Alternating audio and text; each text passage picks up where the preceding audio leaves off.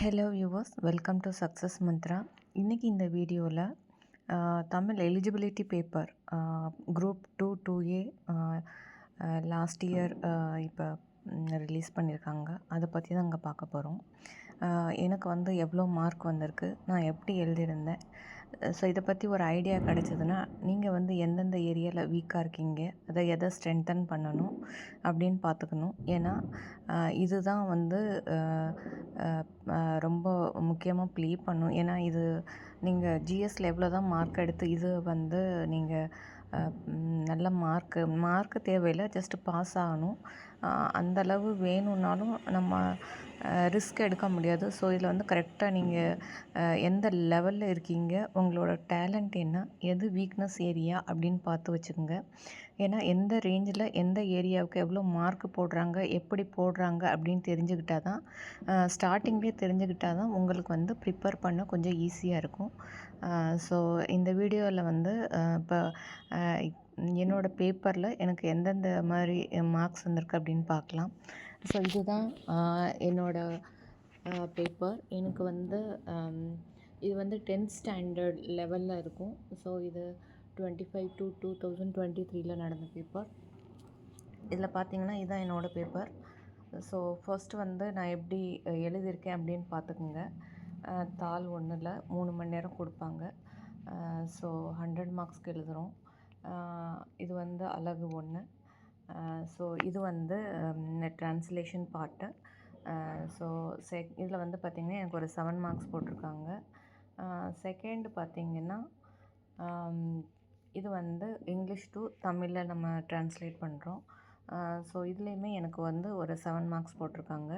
So இது 2 ஏரியாவை பார்த்துக்கிட்டிங்கன்னா இந்த 2 ஏரியாவும் வந்து இங்கிலீஷ் மீடியம் ஸ்டூடெண்ட்ஸ்க்கு வந்து ஈஸியாக இருக்கும், தமிழ் மீடியம் ஸ்டூடெண்ட்ஸ்க்கு கஷ்டமாக இருக்கும். ஸோ இதில் வந்து தான் வந்து இங்கிலீஷ் மீடியம் ஸ்டூடெண்ட்ஸ் நல்லா ஸ்கோர் பண்ணணும். ஏன்னா மற்ற ஏரியாவில் ஸ்கோர் பண்ண முடியலைனாலும் ஓரளவுக்கு உங்களுக்கு மேக்ஸிமம் எவ்வளோ போடுறாங்கன்னு பார்த்துக்குங்க. ஏன்னா நான் வந்து இது வந்து பர்ஃபெக்டாக எழுதியிருக்கேன்.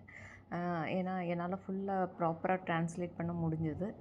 ஸோ அப்படி எழுதியுமே அவங்க வந்து 7 அந்த மாதிரி போட்டிருக்காங்கன்னா இவ்வளோ தான் வந்து நீங்கள் எதிர்பார்க்கலாம். ஸோ அதை பார்த்துக்குங்க. அதுக்கடுத்து பார்த்திங்கன்னா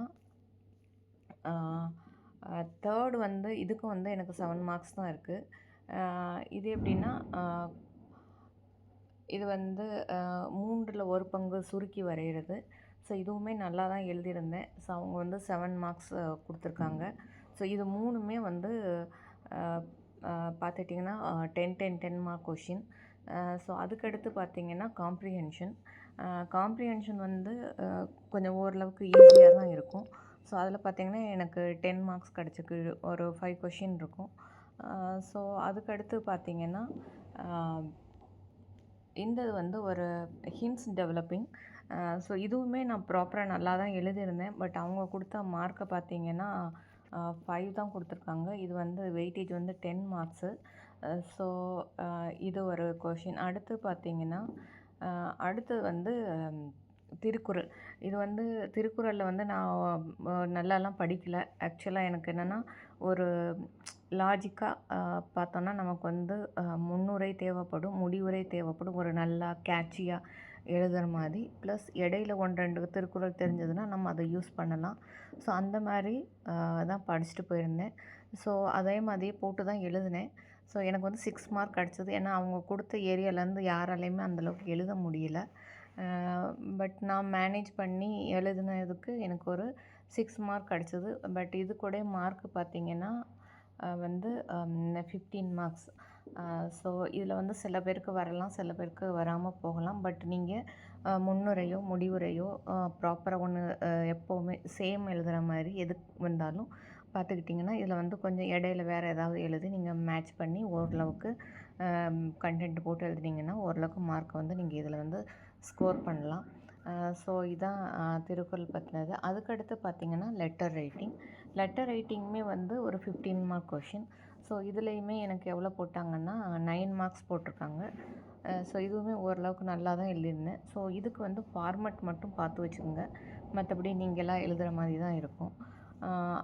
அதுக்கடுத்து பார்த்திங்கன்னா இந்த இது வந்து அலகு 7ல் பார்த்தீங்கன்னா ஒரு 20 மார்க்ஸ் இருக்குது. ஒவ்வொரு செக்ஷன்லேயுமே வந்து 4 மார்க்ஸ் இருக்குது. ஸோ எனக்கு இதில் இந்த 20 மார்க்ஸில் பார்த்தீங்கன்னா ஒரு 3 மார்க்ஸ் போயிருக்கு. மற்றபடி எல்லா மார்க்ஸுமே வந்துருச்சு. ஸோ ஓவரால் வந்து இவ்வளோ தான். எனக்கு இது எல்லாம் எழுதி என்னுடைய மார்க்ஸ் பார்த்தீங்கன்னா எனக்கு வந்து ஒரு 68 வந்திருக்கு. இதுதான் என்னோடய மார்க்ஸு. 68 வந்திருக்கு. இதில் எப்படின்னா இந்த ஃபர்ஸ்ட்டு 3 செக்ஷன் வந்து 10க்கு 777 மார்க்ஸ் போட்டிருக்காங்க. இது வந்து காம்ப்ரிஹென்ஷன் இந்த 5மே. அதுக்கடுத்து பார்த்தீங்கன்னா 5 மார்க், 6 மார்க், லெட்டர் ரைட்டிங்க்கு ஒரு 9 மார்க். இது வந்து அந்த கீழே உள்ள மற்ற செக்ஷனுக்கு வந்து ஒரு 4 மார்க்ஸ்னு சொன்னேன் இல்லையா? ஸோ இந்த மாதிரி தான் கிடச்சிருக்கு. ஸோ எனக்கு இதில் ஓவரால் பார்த்தீங்கன்னா நான் வந்து இந்த பேப்பரை பர்ஃபெக்டாக தான் எழுதியிருந்தேன்னு சொல்லலாம். ஒன்லி இந்த பக்கம் மார்க் போயிருக்கு. ஓகே, இது எல்லாருக்குமே போகிறதுக்கு சான்சஸ் இருக்குது. ஸோ அதே மாதிரி பார்த்திங்கன்னா திருக்குறள்லையுமே அவங்க வந்து மார்க்ஸ் வந்து எனக்கு வந்து போடலை. ஏன்னா நான் எழுதவும் இல்லை. ஸோ நம்ம அதனால் ரொம்ப அதை ஃபோக்கஸ் பண்ணணுமா அப்படின்னு நீங்கள் பார்த்துக்குங்க. அதுக்கடுத்து பார்த்திங்கன்னா இந்த காம்ப்ரிஹென்ஷனுமே ஈஸியாக தான் இருக்கும். ஸோ அதில் வந்து உங்களுக்கு மேக்ஸிமம் 10 கிடைக்கிறதுக்கு சான்சஸ் இருக்குது. ஸோ தமிழில் உள்ளவங்களுக்கு எப்படின்னா இந்த 1 and 2 ரெண்டுமே கொஞ்சம் வீக் பாயிண்ட்டாக இருக்கலாம். ஸோ அந்த மாதிரி உள்ளவங்க நியூஸ் பேப்பரை படித்து கொஞ்சம் இம்ப்ரூவ் பண்ணிக்கோங்க. வேறு வழி இல்லை. மற்ற ஏரியாலாம் நீங்கள் ஸ்ட்ரென்த்தாக இருக்கிறதுனால இவ்வளோ தான் உங்களுக்கு ஒரு அப்ராக்சிமேட்டாக மார்க் கிடைக்கும். ஸோ அதை இது பண்ணி நீங்கள் எப்படி ப்ரிப்பேர் பண்ணணும். ஸோ இதில் வீக்காக இருந்தாலும் மற்ற செக்ஷனை வந்து நீங்கள் வந்து ஸ்ட்ரென்தன் பண்ணிக்கலாம். இங்கிலீஷ் மீடியம் ஸ்டூடெண்ட்ஸ்க்கு பார்த்திங்கன்னா இந்த 2 ஏரியா வந்து அவங்களுக்கு கொஞ்சம் ப்ளஸ்ஸாக இருக்கும். ஸோ மற்ற ஏரியா கொஞ்சம் வீக்காக இருந்தால் கூட எதை வந்து ஃபோக்கஸ் பண்ணணும், ஒரு லெட்டர் ரைட்டிங்கோடைய ஃபார்மெட்டும், திருக்குறளுக்கு முடிவுரை, முன்னுரை அந்த மாதிரி சில விஷயங்கள்.